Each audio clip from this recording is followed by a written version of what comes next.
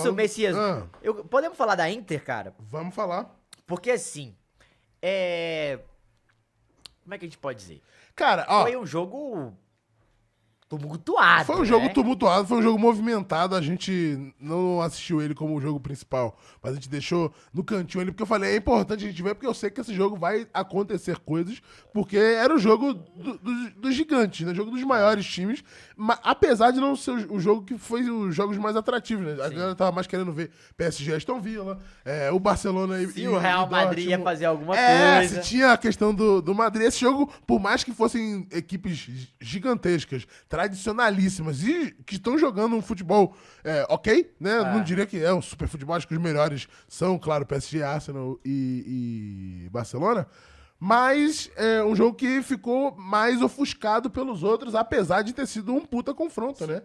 Foi um grande jogo na Alemanha, de volta um grande jogo na Itália e com a Inter sendo a Inter, né? Um jogo de Inter de Milão ganhando na raça e com bom futebol, né? sim, total.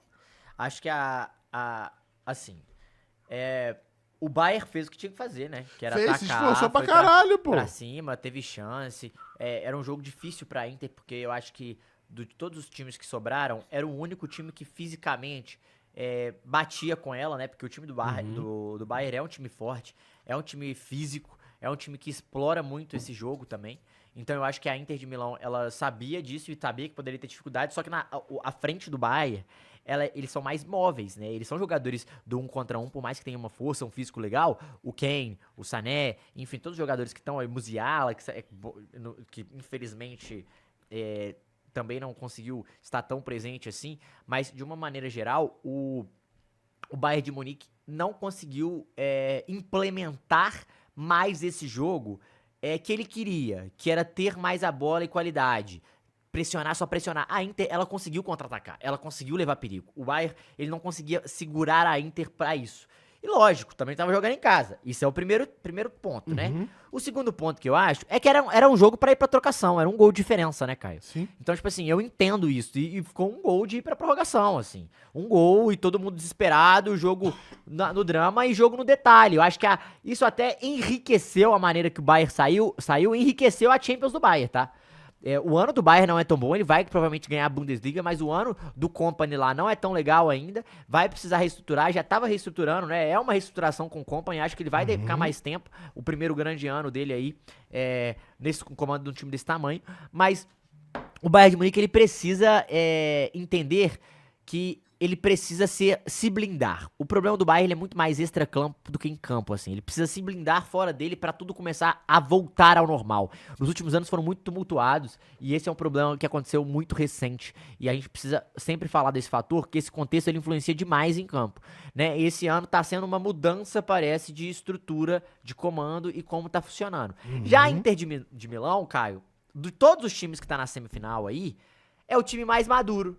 Tá. Mais maduro pra ganhar o título, mais pronto pra chegar a uma final novamente. É um time cascudo, vem ganhando título nos últimos anos, vem batendo na trave nos últimos anos. É um time que muda pouco, chega mais peças, complementa, tem um elenco equilibradíssimo. Os reservas são da altura dos jogadores titulares. Se você tira o Carlos Augusto, Tinho de Marco, enfim, Dumfries, Tchalianoglu, Thuram, Lautaro Martinez, aí você vai entrando outros jogadores. É um time muito equilibrado, que tem um banco de reserva que se compara com o titular.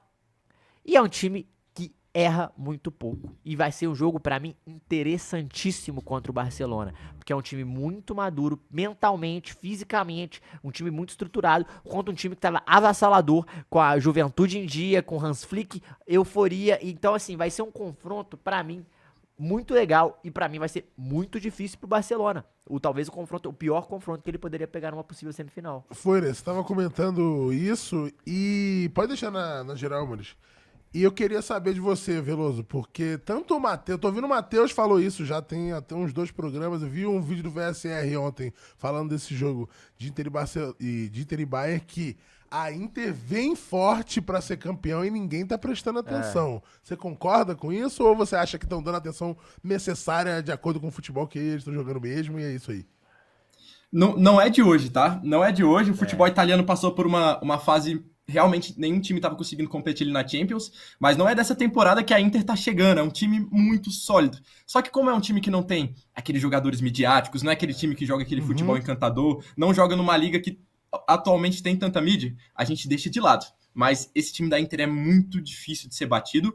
Eu até dei o palpite antes desse confronto que a Inter iria avançar, muito também pelo momento da temporada. Teve aquele hype inicial com o Kompany, o Bayern começou muito bem o alemão, mas até no próprio alemão, acho que o Harry Kane só vai ganhar o primeiro título dele, porque o Leverkusen começou a tropeçar também, porque o Bayern deixou o Bochum ganhar dele dentro de casa, o Bayern teve um trabalho com o Celtic na própria Champions. Sim. Então, tá com uma fragilidade defensiva ali, enquanto a Inter parece que a gente não acha ponto fraco. Talvez o ponto fraco da Inter seja não ter grandes estrelas, mas é um time que, mano, vai explorar seus erros e vai dar trabalho pro Barcelona, assim como deu pro Bayern. E eu acho que é um time muito subestimado, o mais subestimado dos 4.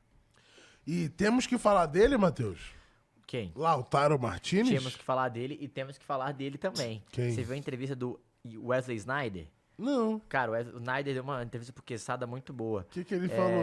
Cara, porque assim, o Quesada questionou como a Inter vem. Ele falou, não, a Inter tem um ótimo time, né? Finalista e tal, recentemente. O último título quem ganhou foi eu, papapá, lógico, né?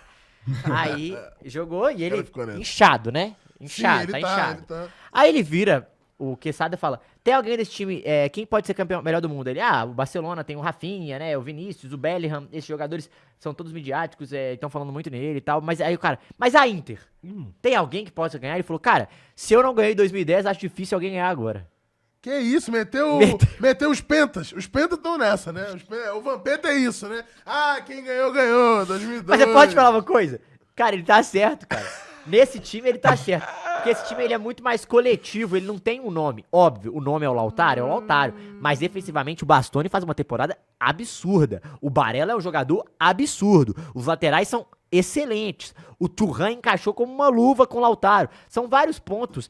A Inter é verdadeiramente um time, né? Não tem quem você marque, porque o time não depende de uma jogada. É um time muito estruturado, ele ataca muito bem pelos dois lados, ele sabe pressionar em cima, mas ele também sabe fechar. Ele é um time que ele tem boas características e ele se adequa de acordo com o seu adversário, e essa é a maior característica de Simone Inzaghi, que pouca gente fala, mas ele tem uma baita característica de adaptar e igualar jogos.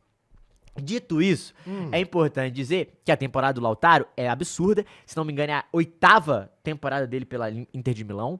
Eu acho que ele tem... As últimas 4, ele fez mais de 20 gols. Caralho. Na temporada.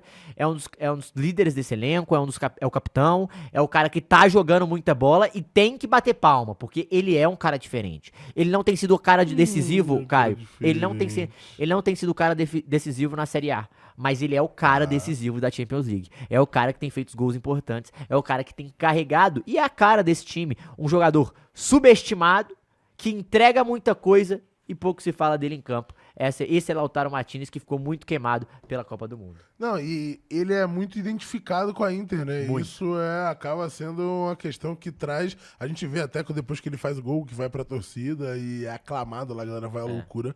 E o quanto esse sentimento umbilical entre o jogador e a torcida faz com que trabalhos longevos sejam cada vez mais campeões, né? Como vocês dois falaram aí, um trabalho que vem há alguns anos já ganhando taças e trazendo a Inter campeã de volta, né? Que estava sem ganhar alguma coisa há muito tempo e agora de volta uma Inter sendo protagonista não só em solo italiano, mas também na Europa como um todo, né?